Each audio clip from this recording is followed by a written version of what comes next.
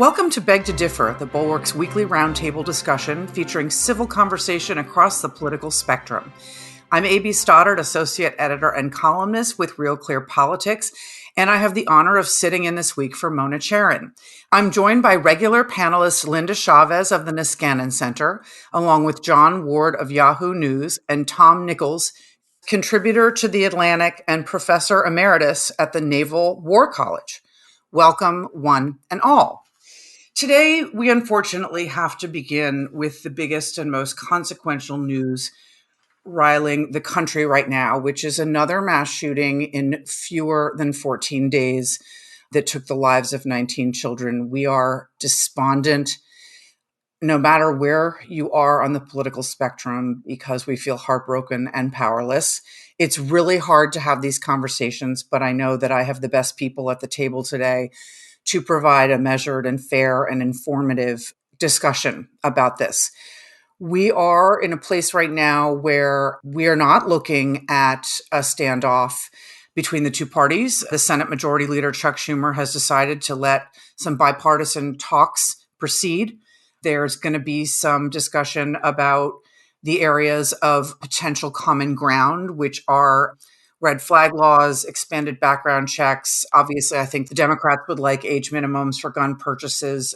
We don't know at this point what is really the most fertile ground, but we know that Senator Chris Murphy of Connecticut, who obviously experienced very closely the massacre at Newtown and has been a leader on this issue ever since, and he is at the table with multiple Republicans. I'm really heartened to say that Senator Bill Cassidy of Louisiana and John Cornyn of Texas and Mitt Romney of Utah and Lindsey Graham of South Carolina, Rob Portman of Ohio and Pat Toomey of Pennsylvania and Susan Collins of Maine and Roy Blunt of Missouri are all in the efforts at some level. And Mitch McConnell has blessed some kind of discussions. He had a conversation with Senator Cornyn about this. So that's better than a big show vote and shouting match. They've all left for a recess, and motivation and momentum can dissipate while they're home for a break. But it sounds like people are earnestly coming together in some way. So I want to just mention the polling has moved in the last few years towards restrictions on gun purchases and on background checks. And there's really interesting polling out of Morning Consult requiring background checks for all gun sales, 88% strongly, somewhat support. So the net approval is 80, creating a national database with information about each gun sale, 75% strongly or somewhat support with a net approval of 57, banning assault weapons, 67%, somewhat or strongly with a net approval of plus 42, and on and on. These are really very solid numbers with regards to sort of the sane proposals that people have been banding about for a long time.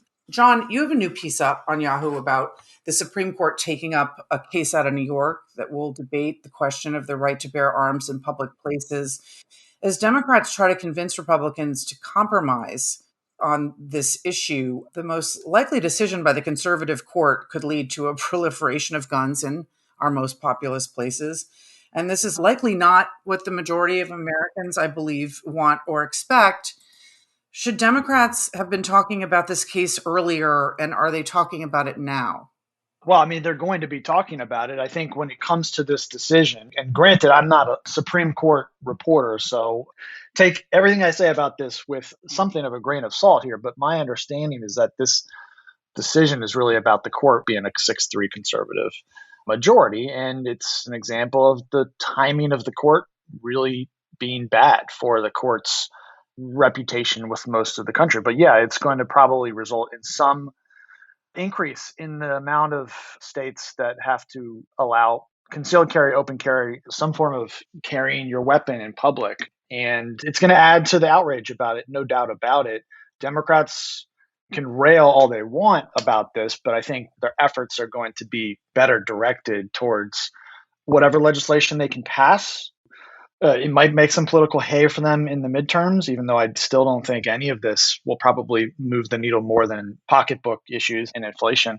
But I think most people, even though, we're writing articles about it, most people will not be aware of this until the decision comes out in the next few weeks. It's such a lesson, I think, from the leaked draft opinion on Roe that the Democrats, the leadership of the party, they know these things are coming and they don't seem at all willing to prepare voters for it or try to energize voters around it. Linda, do you believe that there is a reasonable, gettable compromise that 10 Republican senators can support? I know there's a lot of focus from the Republican side about hardening schools, but I would like to insist that not all shootings and massacres take place at schools. And it's really hard to envision for me asking church elders and ministers and rabbis, let alone teachers, while they are teaching or ministering to worshipers and holding services, to be prepared to face down shooters. It doesn't seem like a reasonable response, but I really like your opinion on what you think a compromise could look like. And isn't this no longer the power really of the NRA, but the power of the base voter within the party that makes Republicans continue to hold the line? Well, first of all, let me say that the answer that Republicans en masse always have to these kinds of incidents is what we need is more guns in more hands, and maybe then we'll be able to stop.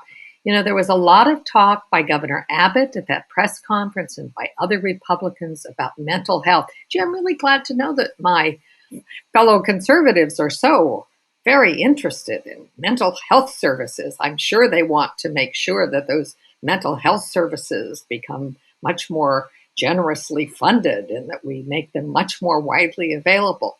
You know what's crazy in America is the kind of crazy gun culture we have. And I say that as somebody who owns 2 revolvers. I have owned them since the early 1970s. I have owned them for what I consider a good reason. I have lived in very rural areas where the police were at least 40, 45 minutes away. And I've lived where mountain lions roamed and I had bear in my backyard nearly every morning. So I think it's perfectly fine to own guns. I'm not opposed to owning guns. But in what world is it normal for an 18-year-old boy within days of his birthday to march into a store and buy a weapon, an AR-15, which is primarily designed to kill people and is primarily designed as a weapon of war? It's not used to shoot deer. You have to modify the AR-15 if you want to use it, in hunting, because the magazine has 30 rounds of ammunition routinely in it, and that would be considered very unsportsmanlike. You'd have to be a pretty damn bad shot if it took 30 rounds to fell a deer.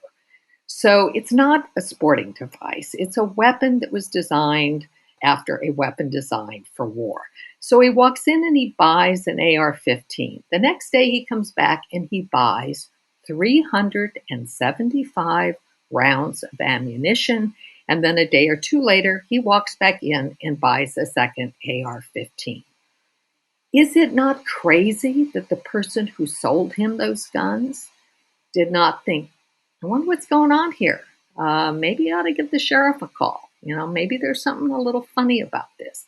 But in a culture that adores guns, in which guns are an icon of masculinity, that doesn't happen. So when you talk about compromises, I think background checks and tightening background checks is a very good idea. The American public supports it. Maybe we'll see movement there. But I think we have to sort of broaden the concept of red flags. It can't just be that when you run the name through the database, it comes out that the person was institutionalized. There ought to be sort of common sense red flags. People ought to be encouraged, as they were during all of the hysteria after 9/11. See something, say something. If you see something that doesn't look right to you, you have an obligation to let the authorities know, and I think they have an obligation to follow up on it. But I don't hear anybody on either the left or the right talking about that kind of modification. And again, owning revolvers, Yeah, he could have killed those kids with revolvers, but he would have gotten 6 rounds out and he would have had to stop to reload. And during that time, lives would have been saved. So we've got to be serious about this, and we've got to confront the fact that the rest of the world does not see the number of mass killings that we do. I'm here in Ireland right now. They had 39 homicides in the entire country last year. And it is unique to America that we see the proliferation of guns and the use of guns in acts of violence, both in cities during crime, but also these mass shooting incidents. Linda, I couldn't agree with you more, and I so appreciate you as a gun owner walking through this fiction that ARs are necessary for gun owning hunters and for responsible gun owners to have and sell to 18-year-olds. It's just really, really hard to swallow. And it's really hard to hear some of the comments from Republicans in the last few days, like Senator Tuberville, who said, okay, I'm willing to say I'm very sorry it happened, but it's not the guns. We've always had guns and we always will. Tom, this whole question about the things coming out of Republicans and their proposals, I agree that we have a substance abuse problem. I agree that people in this country are in a mental health crisis and that our youth are just swallowing poison online night and day that radicalizes them. While we drown in guns, there are 60 million more guns in this country than there are people, and that fatherlessness and broken families are all issues. As Linda notes, we don't know that Republicans have been working really hard to mitigate these crises and problems and to fund solutions in between mass shootings that add up to the very ingredients they say create mass shootings. But where do you see this going in terms of the fact that there is a fetish, that Republicans, there was some report out that 100 Republican politicians have used guns in their campaign ads this year. Do you think that there's any way that any of them can talk across the aisle about this and get at some kind of a compromise? I know those people, those Republicans I mentioned, Tom, are not going to say we need to ban assault weapons. They're not even going to say they need to be locked up at a target practice place. I mean, we know that it's going to be minimal, but where do you see the debate at this point on compromise? Because there is so much proud, extreme rhetoric coming out of Republicans. So I know there's not a lot of room for the ones who are at the table to compromise on, but what do you think that the possibilities are for some kind of middle ground that Democrats could get 10 senators to okay this year? I'm over in the pessimist corner with the Bulwark's Jonathan Last, who said this will happen again. There's not going to be any progress. There are too many guns already in circulation. The gun culture is out of control. You know, can you change that culture over the course of 10 or 20 or 25 years?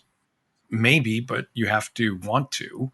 And I think the interlock here, the really dangerous thing, is that the Republican Party, and I've said this many times, is a party that believes in nothing. It believes in power. It believes in propagating its own reelection purely for the sake of its people being in office. When that threads along a primary and a voter base that doesn't just like guns, but as you said, a fetish, an obsession, a weirdness, a weird fixation, not just on guns, but on some of the most powerful guns. I mean, like Linda, I grew up around guns. My dad and my brother were both police officers. We had guns in the house. I saw guns all over the place in my neighborhood. Everybody had, shotguns and pistols, and World War II vets and Korean and Vietnam vets who had weapons. But it wasn't this kind of creepy fascination with the black guns, with the shiny weapons that are made to kill human beings. When those two things are locked in together, there is no incentive whatsoever for the Republicans to deal on anything. And there is every incentive for them to say, let's own the libs again and show how we're not going to compromise on anything. And so, where's the middle ground? I don't know. You might get 10 senators to agree to some kind of an enhanced background check that isn't going to stop a guy like the shooter in Texas. I'll add, Linda mentioned red flag laws. David French actually is one of the few people that stepped out and said, more red flag laws. But there again, you're going to run into people saying this is a snitch culture, it's an informer culture, it's a surveillance state. And also, you don't really have any protection for Good Samaritans who are going to drop a dime on somebody and then potentially get sued or find themselves in some kind of legal hot waters.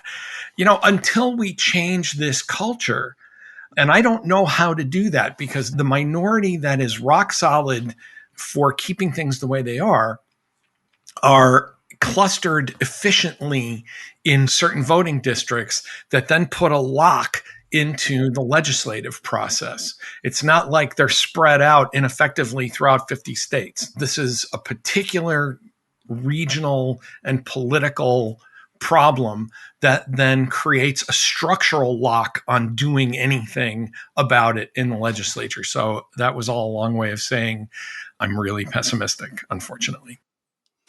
Yes, minority rule. Everything comes back to that, Tom. You're right.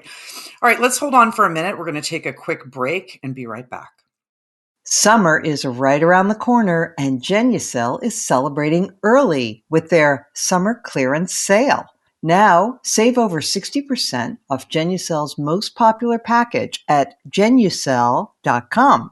Order today and get Genucel's dark spot corrector to visibly reduce those pesky dark sunspots free. Here's another Genucel success story from Cynthia H. in Arlington, Virginia. After using Genucel products, my husband said, "You look young. Whatever you're doing is working." He didn't know about Genucel. I like the texture and not too strong of a smell. Their products are easy to use and fine for my sensitive skin. I've tried expensive products, and Genucel is the best. Results are real. Millions of amazing Americans are in love. Genucel guarantees results or your money back. And sign up for Genucel's best-in-class rewards program at checkout for an extra 10% off your order and complimentary gift set. Go to Genucel.com/beg-to-differ for 60% off.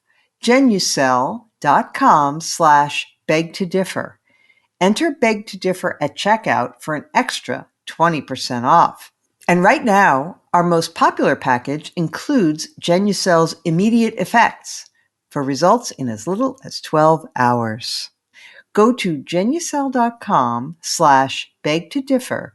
That's GENUCEL.com/beg-to-differ. Okay, we're back. And John, I want to step back and look at the state of the Democrats riding a bunch of very frustrating failures in the first year and a couple months of the Biden administration and full control of the government. And then now this, explosion going off about what the Supreme Court is going to rule on Roe. And then these two mass shootings, which brings the gun issue again to the fore. I find that they went through a succession of sort of self-inflicted wounds. And it really had a lot to do, I believe, with tactics and strategy. But I'm interested in your opinion because you are a deep thinker and you study this in depth.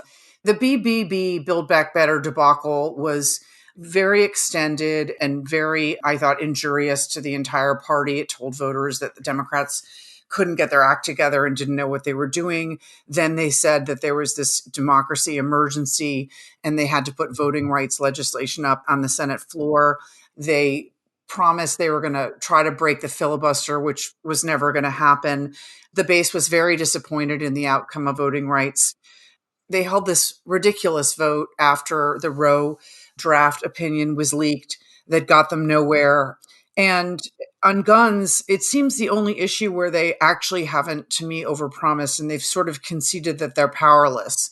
I thought it was interesting that Chuck Schumer, who I think often does things wrong, said, we've just been burned before.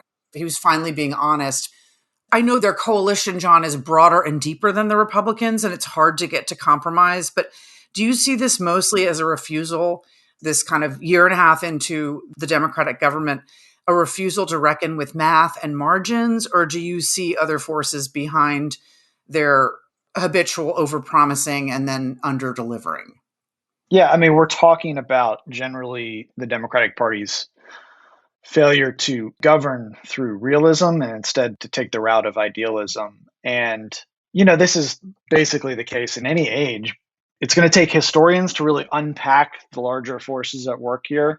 But I do think you can kind of look at it through one lens of the breakdown of political parties and institutional strength and the rise of sort of individual politicians as brands and activism. Because, the Democratic Party is caught in this moment where Joe Biden was chosen as the nominee because the Democratic Party still has, constituencies that are loyal to the party brand and are largely trusting of institutions. I'm thinking of, black voters in South Carolina, and to whatever degree labor is still influential, stuff like that. And so he was chosen by the party as the only person who voters believed could defeat Donald Trump, but he's fairly ineffectual for the moment in terms of a lot of the public relations, bully pulpit type skills that are needed to move public opinion. And the momentum in politics in general is that the loudest voices and the most radical, purist voices have the most influence. And so you have Chuck Schumer making decisions as Senate Majority Leader with the lingering threat of getting primaried by AOC sitting there, which doesn't really explain why he held that abortion vote, because he's not going to be primaried at this point.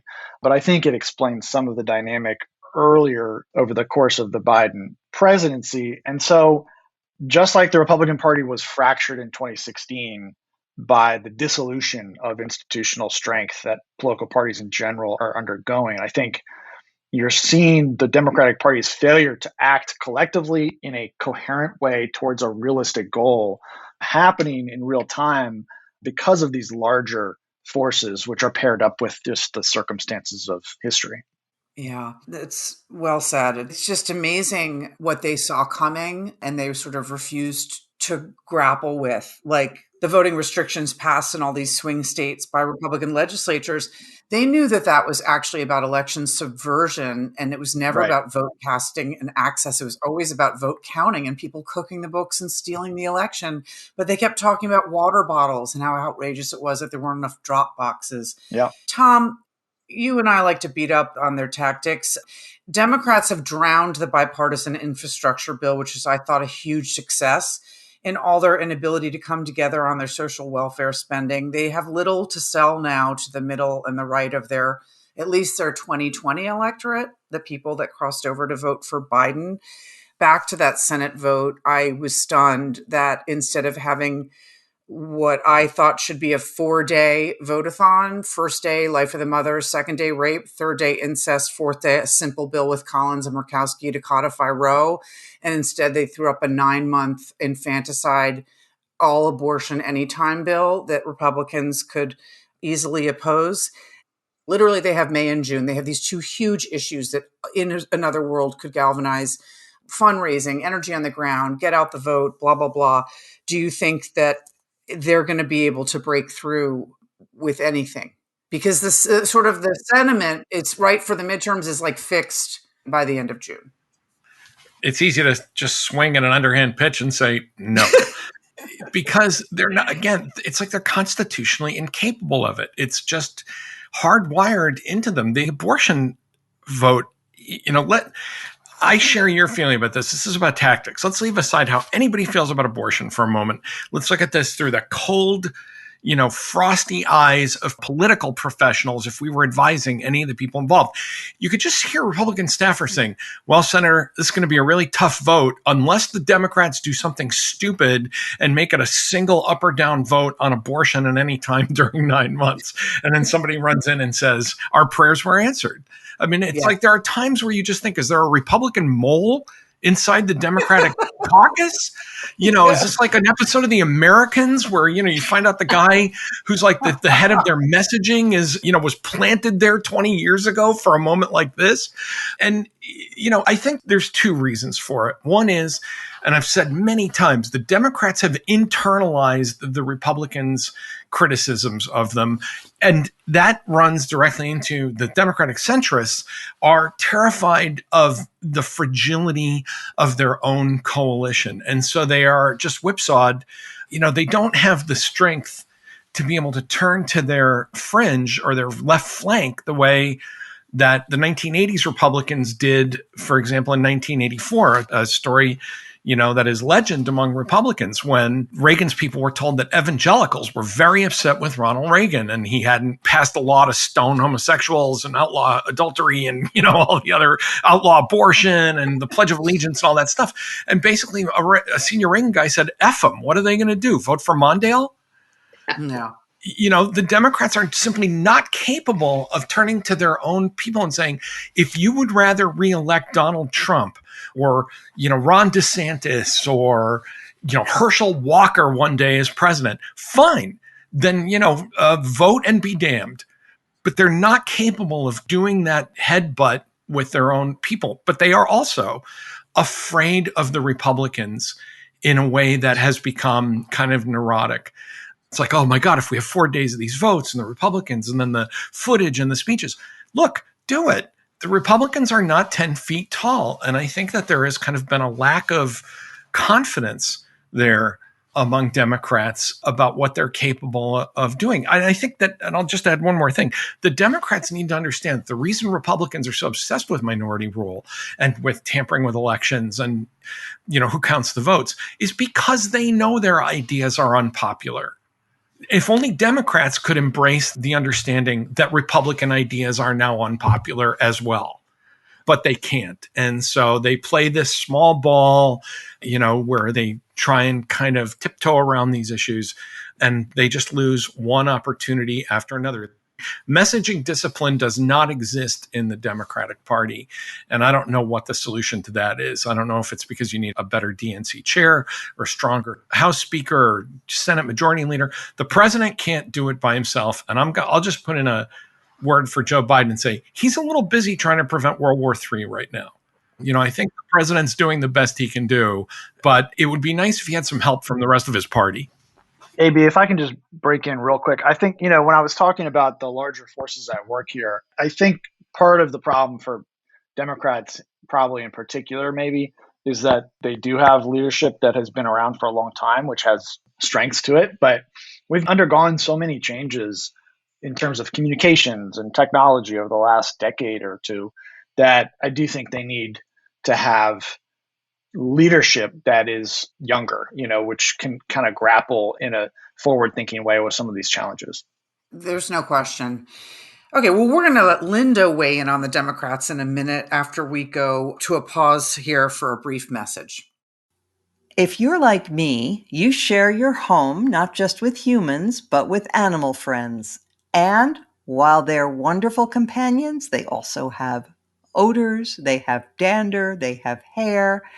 Well, let me talk to you about Eden Pure Thunderstorm air purifiers. Their proven oxy technology quickly destroys viruses, odors, mold, and more. It cleans the air of allergy-causing particles so you can breathe easy again, and it freshens up your home. It gets rid of any odor, like litter boxes, trash cans, cigarette smoke, even dirty diapers and cooking smells. With over 200,000 Thunderstorms sold, you know it works. You never have to breathe dirty air again. And there are no filters to buy. And it takes up no floor space. You just plug this unit into the wall. It's almost silent, so it's great for use in any room, really. You can use it in your bedroom. We do. And we also have one in the room where the cat's litter box is. And honestly, of course, I'm very diligent about cleaning the cat's litter box, but with the Eden Pure, you would never know it was there. Plus, all the units come with a 6-foot USB cord, and so they are compact, great for traveling. You can use it in hotel rooms or wherever you might be going. So go to EdenPureDeals.com. Enter the discount code MONA3 to save $200. That's 3 Thunderstorm air purifiers for under $200. Shipping is free. Okay, so Linda, we know as we watched this anguished debate over Build Back Better that the progressive moderate divide has plagued the party ever since Donald Trump gave them 2 Senate seats in Georgia and the Senate majority in January of 2021. I know you were watching the runoff in Texas between pro-life Democrat Henry Cuellar, who had the backing of the establishment and of his leadership, and progressive candidate Jessica Cisneros, who had the backing of Pramila Jayapal and AOC and the Progressive Caucus, and believed that the abortion issue would put her over the top, and it did not. How much do you see this divide worsening the Democrats' bad fortunes in the election this fall?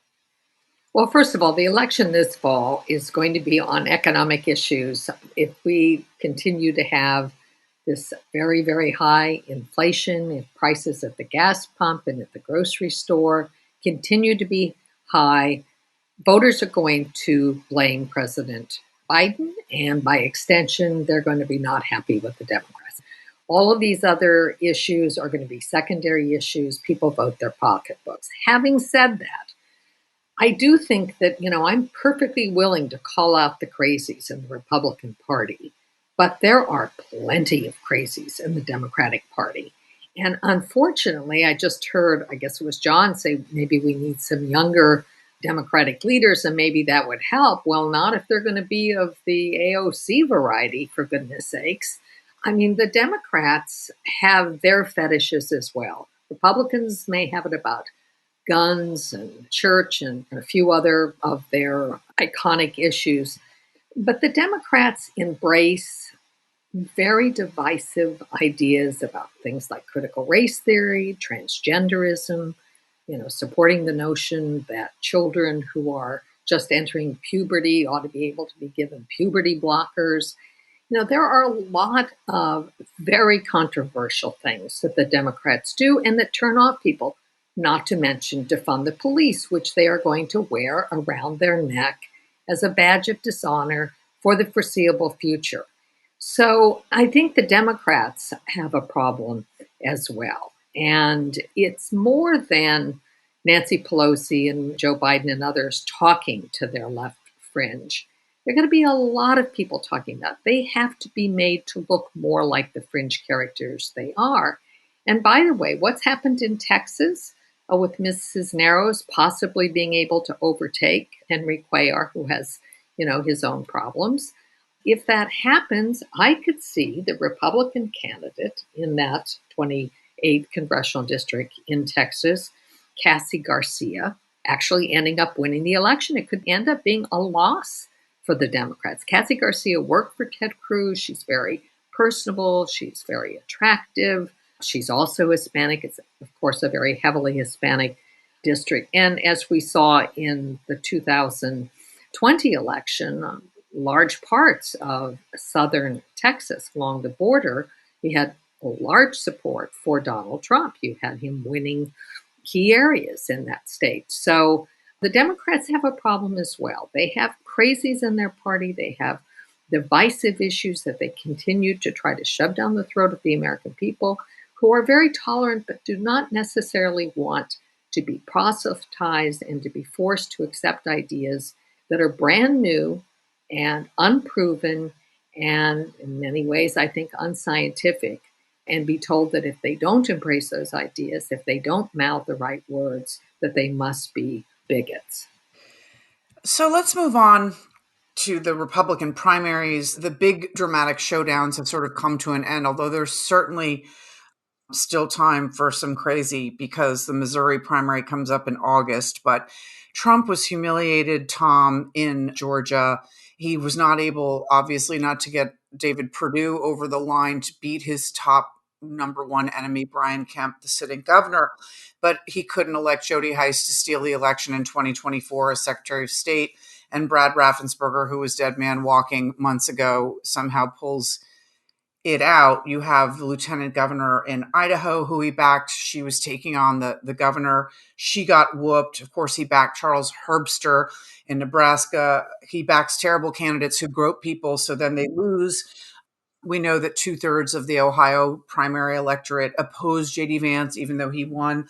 So a lot of people are getting very excited that his influence is on the wane. He doesn't run the party, and that the electorate is ready to move on and talk about the future. You get a lot of excited Republicans like Chris Christie talking that way, when we know that Trump, for the time being, controls the RNC. And while he's definitely separated from the party, he can hardly be called a leader because basically all he does is divide the party and sabotage it. But he is the leading contender for the 2024 nomination, and he has the power to topple Kevin McCarthy in his path to the speakership within like days of the election results this fall, if he feels like it. So where do these results leave us, do you think, in terms of Trump's influence and him going away or just kind of hanging around but being annoying? What do you think? Look, it's Trump's party. And the people you listed, AB, I mean, think of it, that in order to lose with Donald Trump's endorsement, you have to be hideous. You know, it's like, well, you know, Trump endorsed these ghastly candidates and they actually lost. Doesn't tell you very much, because Charles Herbster, David Perdue, who, you know, probably would never have had a chance anyway. So to say, well, Trump backed these losers, it shows you that in order to lose with Trump's endorsement, you really have to be the worst of these candidates. Meanwhile, you know, you mentioned, for example, J.D. Vance, who goes from third to winning the Republican primary on Trump's say-so. Right now, you could end up with, I mean, I can't even say this out loud because I feel like I'm living in an alternative reality. You could have Dr. Oz as a senator, Herschel Walker, who cannot string a sentence together, who is totally unable to be understood in a normal conversation about anything about politics, could very well become a U.S. senator. It's no longer a normal political party. It's a weird cult of, you know, paranoids and conspiracy theories. And, you know, again, we keep saying people with their fetishes. And I think that's what we're going into. And the party and its faithful, they don't care about this because their object is not to govern. It's to destroy. It's just nihilism. And the Republican electeds are so terrified that they're going along with this because what they want to do is keep living in the Emerald City. You know, every time somebody mentions Elise Stefanik, who I guess got floated yesterday as a potential running mate for Trump, every time I see Elise Stefanik, I hear the same thing over and over again. I'm not going back to upstate New York. Josh Hawley, I'm not going back to Missouri. You know, I was made for greater things. And they don't care about if their colleagues are morons and whack jobs and kooks as long as they get to stay there. And again, that interlock with a GOP base that believes in crazy stuff and a GOP group of electeds who don't believe in anything is incredibly dangerous. And so, if anything, you know, there are some of these candidates where you look and say, wow, compared to them, Trump's practically a moderating factor, except for his obvious dedication to overturning the government of the United States. I mean, it's insane. And so I just want to touch back for a minute to something Linda was talking about with the Democrats unable to face down the crazies in their own party. I don't think the Democrats have really internalized as a party or communicated to their voters that this is a fight for all the marbles when it comes to our constitutional system of government. The Democrats have fallen into that small ball nonsense about, are we going to say mothers or are we going to say birthing people? And are we going to fight about the most extreme version of abortion or about the right to have a medical procedure remain legal as it has been for 50 years? I just don't think they're taking seriously as a party or telling their voters to take seriously that we are on the cusp of a major collapse of our democratic system. Hear, hear. All right. I think that the listeners might need to just grab a vodka. So we're going to hold for a moment and listen to a word from one of our sponsors and come right back. All right, my friends, I want to talk with you about Omaha Steaks. They sent me a box of their steaks and franks and burgers. And let me tell you, I am a total fan. First of all, the quality is amazing. I'm pretty particular. I'm very particular about meat. And I don't eat it every day because it's not good for you. But when I eat it, I want it to be terrific.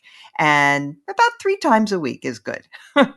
Well, with Omaha Steaks, you're going to be inclined to do it maybe even more than that. First of all, it comes in these great vacuum sealed packages so that it's so easy to defrost and then put right on the grill. But also the flash freezing seals in all of the juices and the flavor, and it tastes so fresh. So that's one thing I love. And the other thing is that the meat is just incredibly tender. So you practically could use a butter knife to cut their fillets. And it's just the perfect thing for meat lovers of every kind. And since Father's Day is right around the corner, I thought I'd mention that Omaha Steaks has a great promotion. It's called Dads Want Steaks. So what they ask you to do is to visit omahasteaks.com, beg to differ. So you put all of that in the search bar. It's not at the checkout. It's when you type it into the search bar. If you put beg to differ, you get this special offer. For just $99, this limited time package includes 16 mouth-watering entrees that men are guaranteed to love, like smoky, tender, bacon-wrapped filet mignon, gourmet jumbo franks, and their air-chilled boneless chicken breasts. And for a sweet finish, delicious caramel apple tartlets. They are all fantastic. And as a special gift for my listeners, when you type Beg to Differ in the search bar and order the Dads Want Steaks package, you'll also get 8 free Omaha Steaks burgers. We had them just last night. They were incredible. These burgers are full of bold, beefy flavor, and they are made from 100% Omaha steaks. So they are steak burgers. And they are now bigger than ever at a whopping 6 ounces each. So don't wait. Send Dad more than just a gift. Send him an experience that he'll love and he can share with you. Go to omahasteaks.com and type Beg to Differ into the search bar and order the Dads Want Steaks package.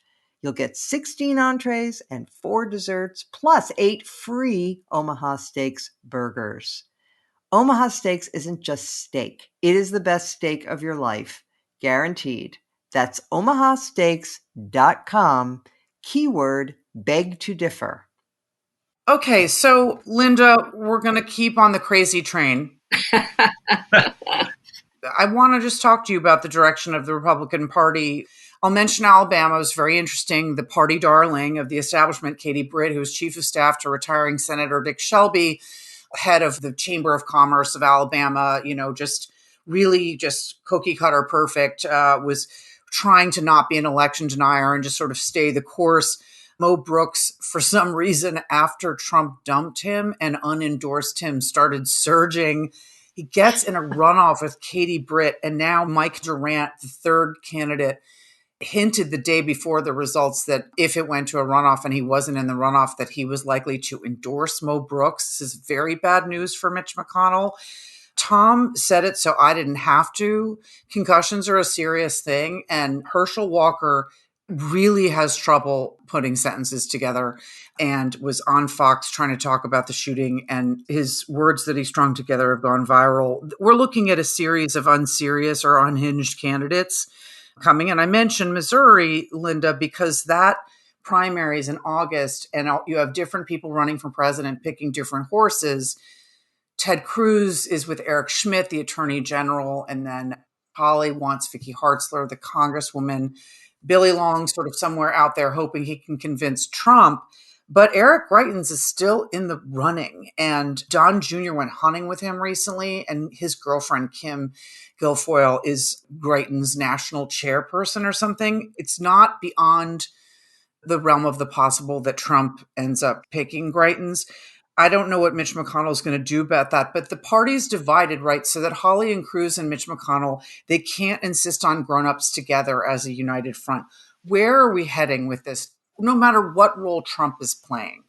Well, look, I feel badly about Herschel Walker. I just, as some of our listeners know, suffered a major concussion in January. I'm still dealing with the effects of it. It is not a simple thing. And like Herschel Walker, I have had multiple concussions. This is not anything to sort of joke about. But if he cannot string a sentence together and he has cognitive problems, he's not going to be the best representative for the people of the state in the United States Senate. But whether or not Trump is as big a factor as people would like to think he is, I think some of us have been saying that his influence was waning. I still believe it. And he might get involved yet again in a primary in Missouri and other places. And when he does, he may have some influence. But I think it's not so much Trump that's the factor, it's Trumpism. And I think Mo Brooks is a perfect poster boy for that, because the reason he surged in popularity is he doubled down on Trumpism. He was the most Trumpist candidate. And apparently that plays. And by the way, Mo Brooks is no idiot. I'm not getting a whole lot of political news here in Ireland, but Sky News had an interview with Mo Brooks that they played. And I was sort of impressed at how well Mo Brooks could handle himself. Of course, he was speaking lies and nonsense about 8 million votes cast by illegal immigrants in the 2020 election. But he strings sentences together. And some of these people have deep roots. And some of the people that Trump is backing are talented politicians. Trump himself, I think he has to face the fact that he's not going to be able to sail to the nomination without some competitors. I mean, there are clearly a lot of people angling to be the nominee in 2024. And so Trump, to me, is less the problem than Trumpism is, and what it has done to the Republican Party, the way it has distorted the party in foreign policy, the way it has distorted the party on domestic policy, the way it has increased the acceptability of saying outrageous racist things and making policy decisions that frankly harm the party, including anti-business decisions and their immigration policy. I think definitely hurts the economy in the U.S. So I think that's the problem. It's Trumpism, not Trump. So, Jon, I want to just say, Linda, that I think concussions are terrifyingly serious things. And the fact that he cannot string sentences together about policy is going to come up in the campaign now that he's out of the primary, for certain. He has other things in his past that the Democrats can prey on, but I think he's going to struggle just answering basic questions on policy. And it's going to become an issue about the seriousness of him as a senator. He pulled in the Heisman 40 years ago, but that seems to be the qualification for putting him up as a candidate. Jon, not all of the primaries are done, but when you look at the people that Republicans are putting up, there's going to be Mastriano running for governor in Pennsylvania. That could help the Democratic candidate, Josh Shapiro, there. In other places, this is a wave year, I believe, in the Senate races.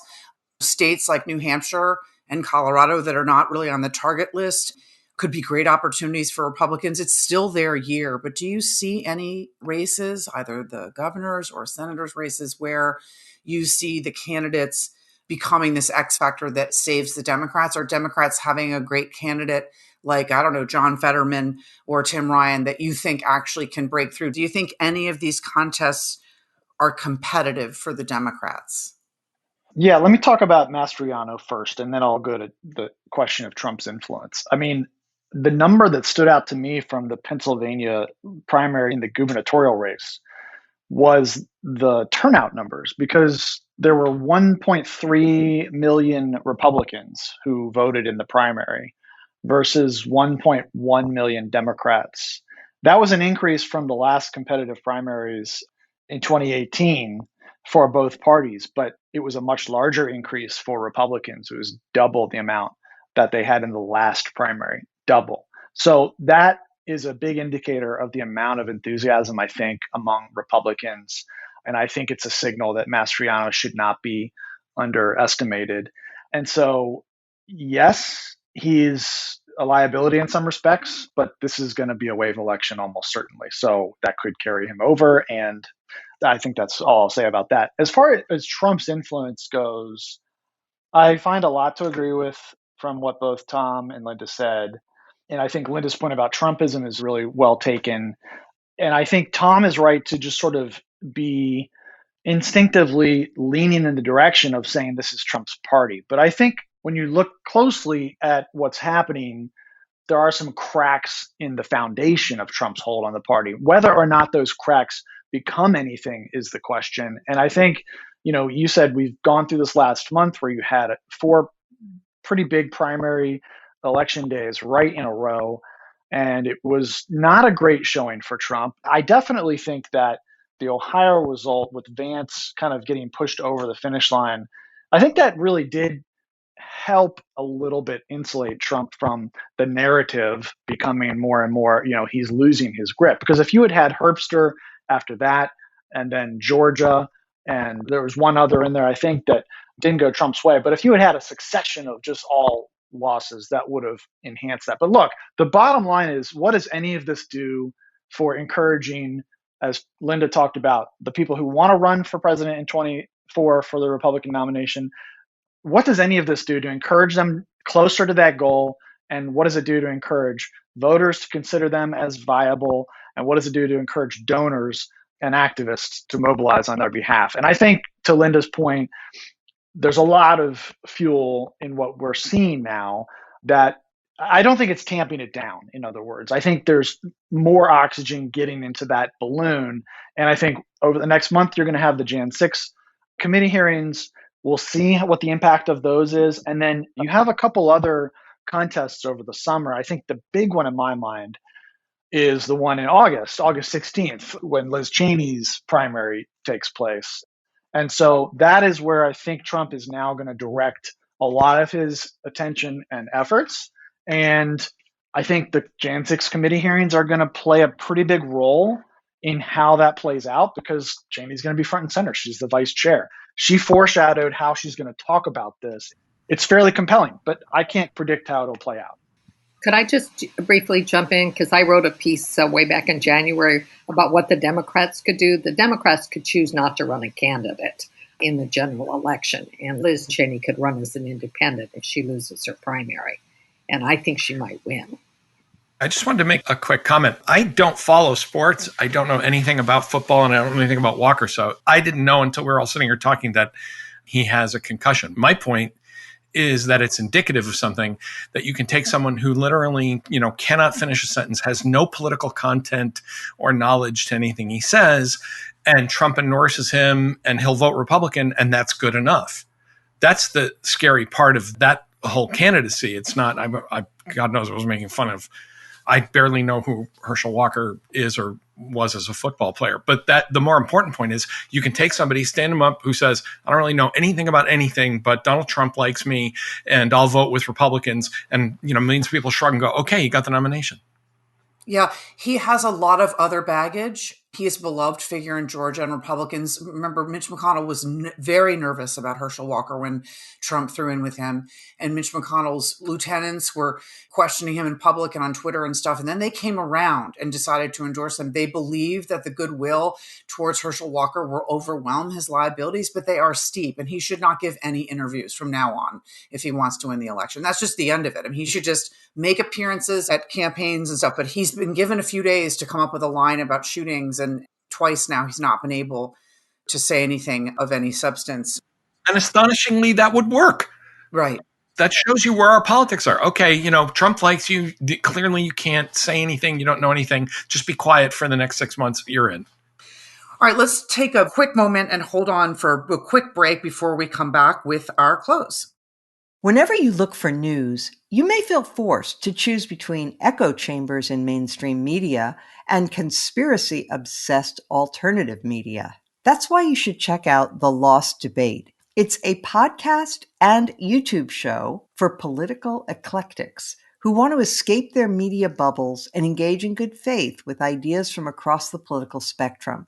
The Lost Debate is hosted by Ravi Gupta, a former staffer for Obama and school principal who founded ARENA, an organization that has trained thousands of campaign staffers and helped elect hundreds of candidates; Corey Bradford, a political organizer from the Deep South turned TikTok star who once hosted a Fox News radio show; and Ricky Schlott, a Gen Z New York Post columnist and libertarian fighting to protect free speech. They cover the latest news, ideas, and trends that mainstream media overlooks. Instead of being at each other's throats, they focus on bringing new perspectives to the table in constructive debates that sound less like crossfire and more like discussions between real people. Join the conversation. Check out The Lost Debate today. New episodes drop twice a week. Find The Lost Debate on Apple Podcasts, Spotify, or wherever you get your shows.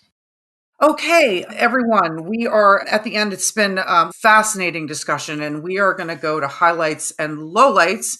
And we're going to talk first with the lady from Ireland, Linda.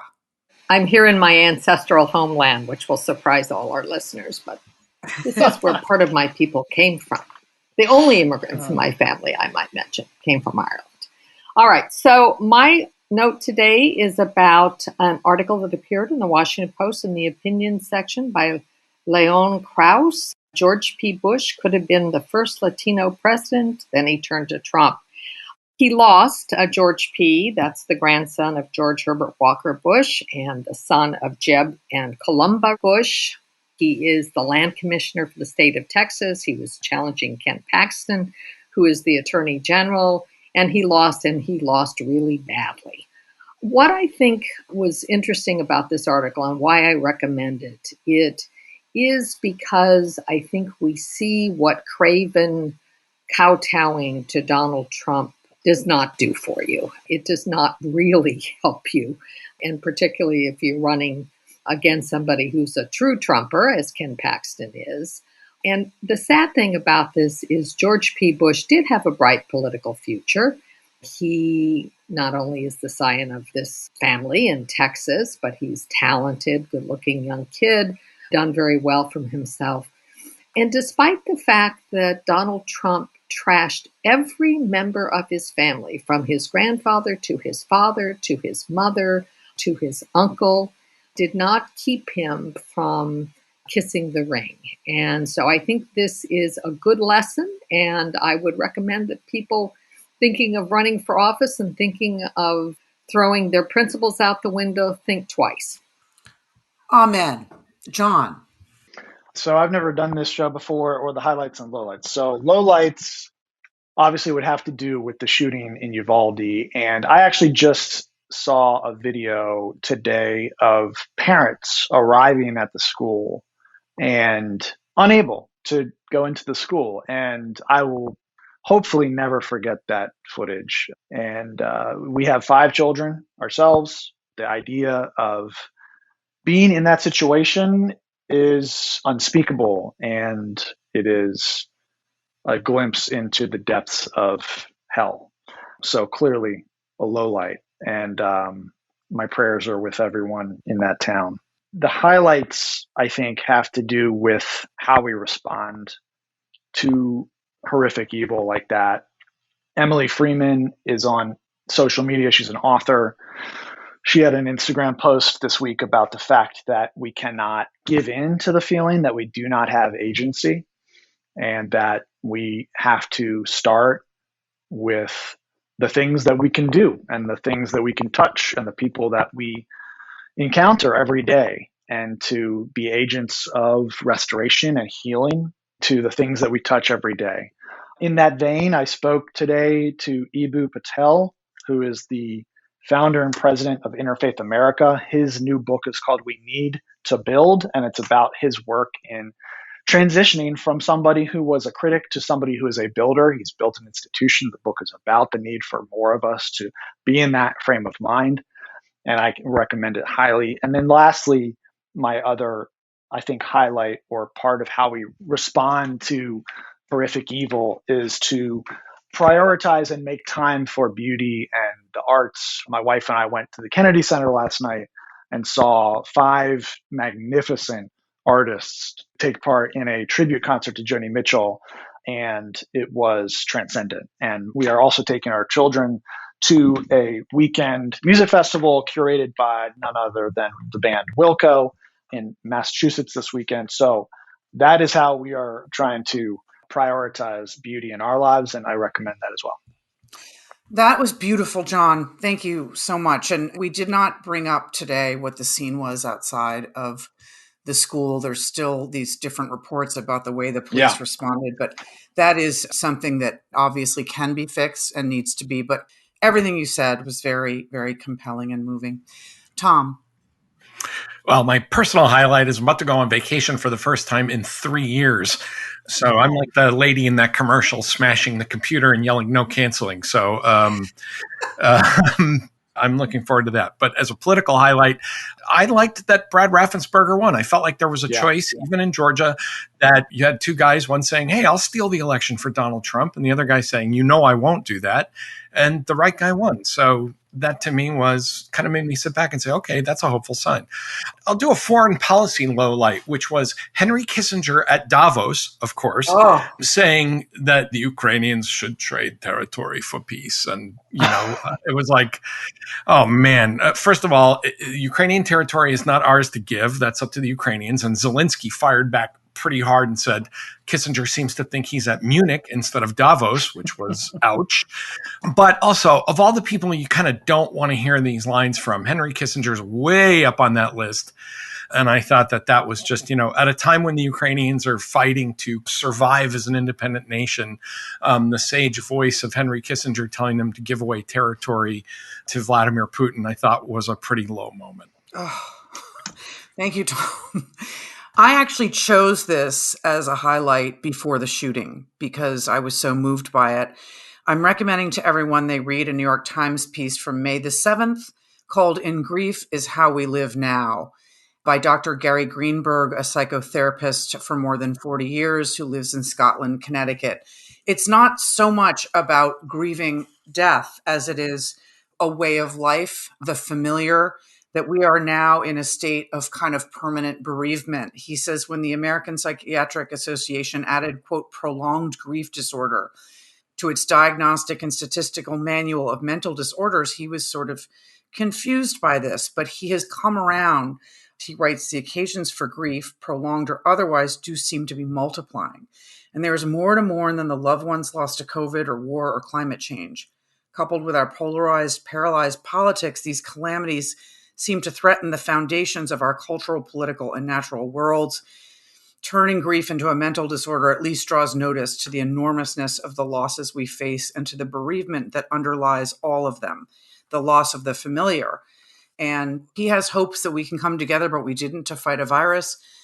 But he says that we need to be reminded that behind the outrage and blame is bereavement, that we may be entering a long age of grief and we have no one to console us for our losses or to build something new with except one another. So it speaks a bit to what Jon was saying. I think that, again, no matter where you are on the political spectrum, as Jon noted at the start of our conversation, we've been through so much change, too fast, and not a lot of it good, most of it bad. And so I think that it's just a good read about all of us, no matter what day it is, whether there's been a mass shooting or a loss of baby formula or whatever's going on. We're all kind of looking around wondering what this new world is we're living in, and it's hard. So I recommend that, and I want to thank everyone for a terrific conversation. I want to thank Mona, of course, again, for the Bulwark, for inviting me to guest host today. And I want to thank Tom and Jon and Linda for joining me. Our producer is Katie Cooper, and our engineer and editor is Joe Armstrong, and they've done a terrific job. Mona will return next week. Thank you so much for listening.